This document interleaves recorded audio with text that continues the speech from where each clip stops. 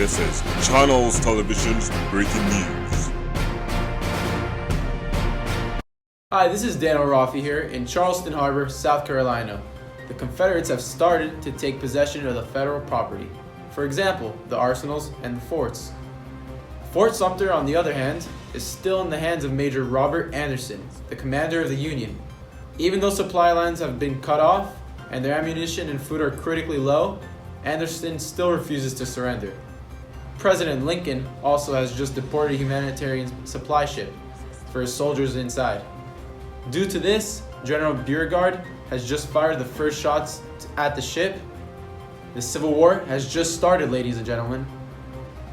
It's now April 12th, and due to President Lincoln sending in that humanitarian supply ship, General Beauregard has just fired the first shots at this ship.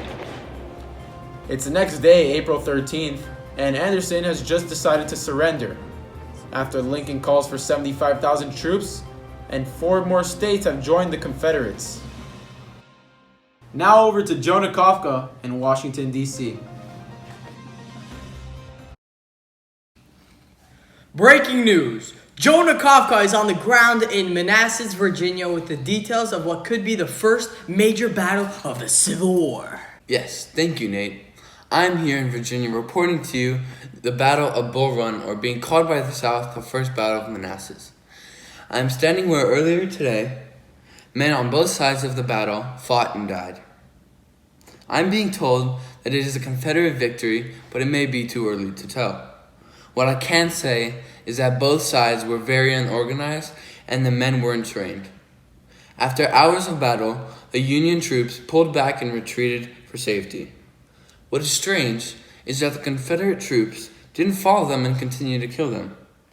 As the troops were retreating, they got tangled up with people on carriages who came to watch the fight. It is a wake-up call for both sides. The war will not be an easy win for either side. Thanks, Daniel. Welcome and good evening from Washington, D.C. Today, tragedy has struck the news. September 17, 1862 now has history in its hands. The Battle of Antietam has occurred today, and President Lincoln says it's a victory for the North.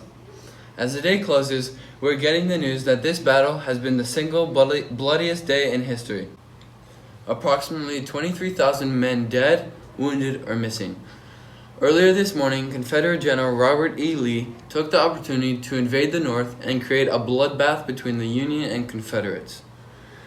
General Lee took action earlier this afternoon, and him and his men retreated back to Confederate territory. Folks, our sons, brothers, and husbands are lifeless, scattered around the battlefield.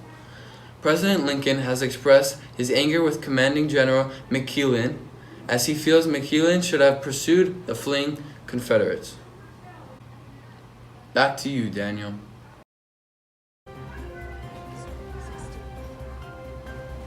Thanks, Jonah. Hello again, everyone. We just got word that President Lincoln has decided to take the opportunity of the Battle of Antietam to create the Emancipation Proclamation. This contract has given the people a taste of hope. This proclamation has given hope to many slaves, being that Lincoln basically freed them, but this law only applied to the southern slaves, not the border states.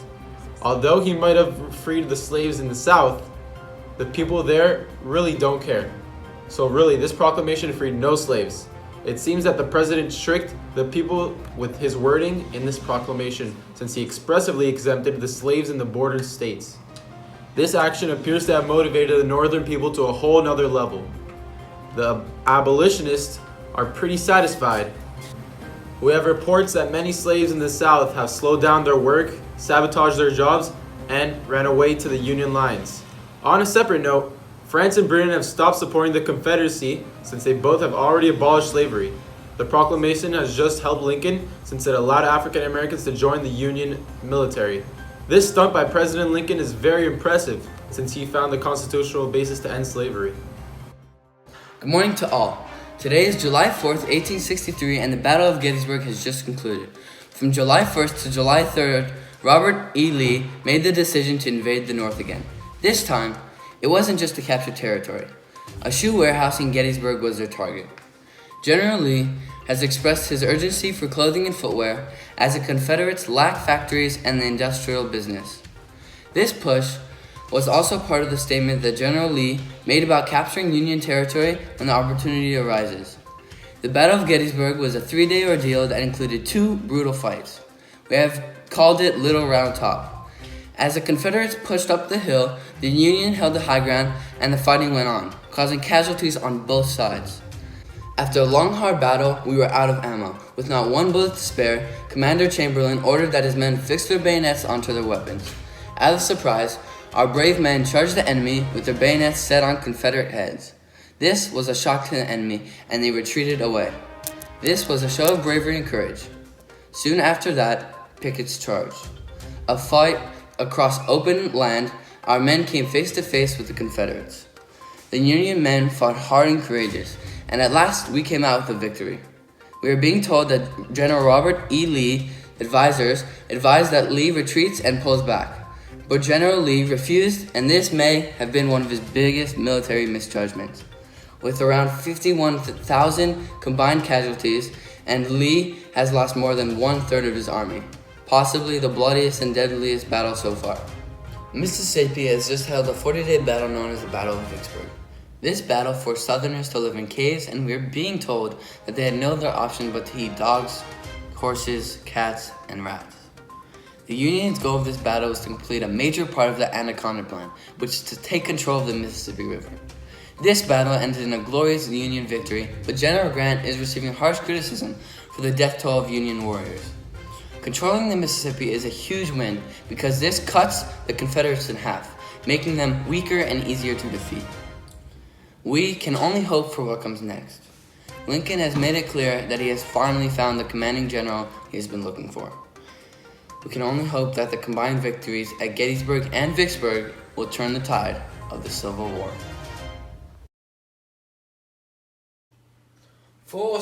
70 years ago, our fathers brought forth on this continent a new nation. Right here, we see President Lincoln giving his famous speech, the Gettysburg Address. That this nation shall have a new birth of freedom, and that government of the people, for the people, by the people, shall not perish from earth. Wow, what a speech. Right before Lincoln's speech, Edward Everett spoke for 2 hours, while Lincoln just had a jaw-dropping 2-minute speech. In summary, Lincoln emphasized the principles of human equality in the Declaration of Independence and linked it with the sacrifices that came with the Civil War. He said that the only way to honor the soldiers that fallen is to continue fighting the war and to win the war. Breaking news.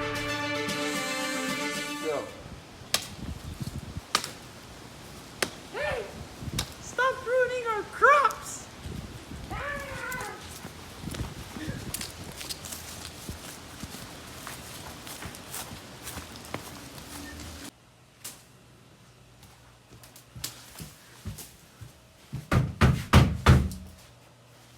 What are you doing? Get out of here! No! Don't touch them! It's for my husband coming back from war! No! This is breaking news. There is much to talk about with this new war strategy that the North is using to try and end this war once and for all. We have many witnesses and victims of this crucial and aggressive yet effective strategy by the Union. Let's turn to Jim, who's on the ground with some of those people affected. Good afternoon, Rachel. Can you please explain to us what happened to you today? Oh, I've never seen anything like it. These soldiers just went door by door raiding people's homes. They were knocking on my door so aggressively, and when I went to go open it for them, a handful of soldiers just stormed in and started grabbing everything and throwing it everywhere. They rushed into my kitchen and even started to ruin all my food.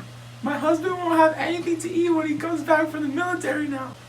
Well, I'm sure you'll be able to grow some more food in your field, is that right? No, I can't. They even destroyed my field and all my cattle. It is disgusting and all torn up. So, Rachel, how did this vicious act make you feel? Honestly, I'm just sick of all this fighting and want this war to end. I don't really support it anymore.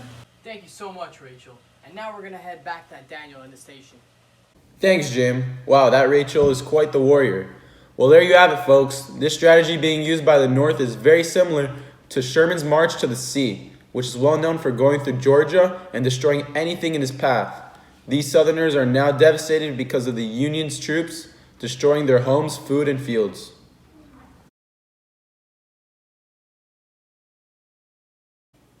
Hello again, everybody.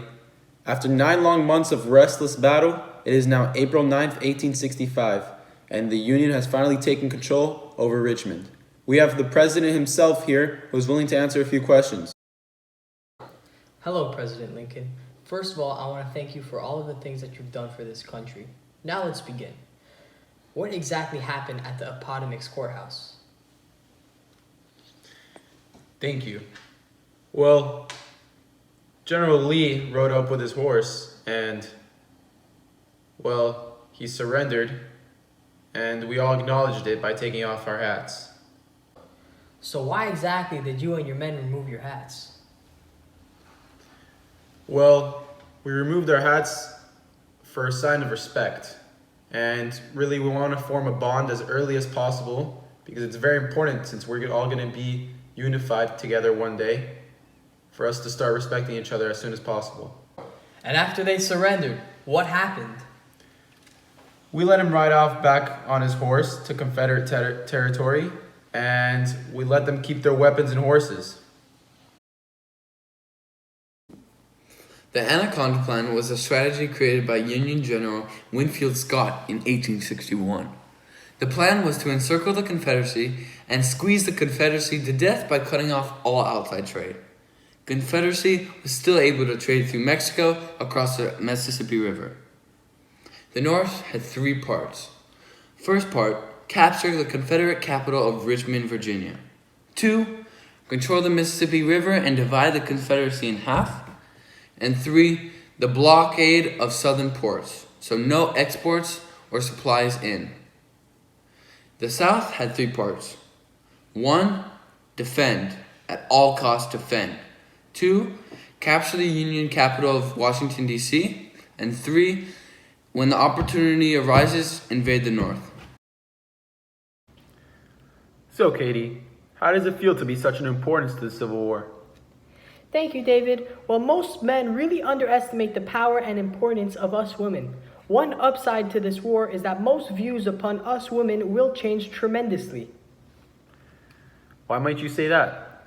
Well, as the thousands upon thousands of people dying on behalf of all women helping the men on fighting the war, and we are a huge help. How do you women support the war? On behalf of all the women, we provide immense medical care to any fallen or wounded soldier. We provide by dressing up as spies, and on a rare occasion, women would dress up as men just to fight in the actual war. And when we aren't physically at the war, we are at home taking over our husbands' businesses, the house, and the farms. We also help raise money for the war. Wow, I could see how much women have impacted the war. But is there anyone that got famous for it, that became popular? Yes. There is Clara Barton, Sally Tompkins, and Dorothea Dix. Hi, I'm Sally Tompkins. I'm the first woman to be commissioned to the American military. I started a hospital in my home, and I had the lowest death rate of any hospital, Union or Confederate. Hi, I'm Clara Barton, and I was the nurse for the Union and the founder of the Red Cross.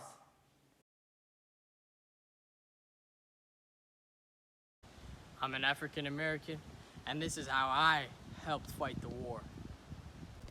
Us as African American, we served in the military.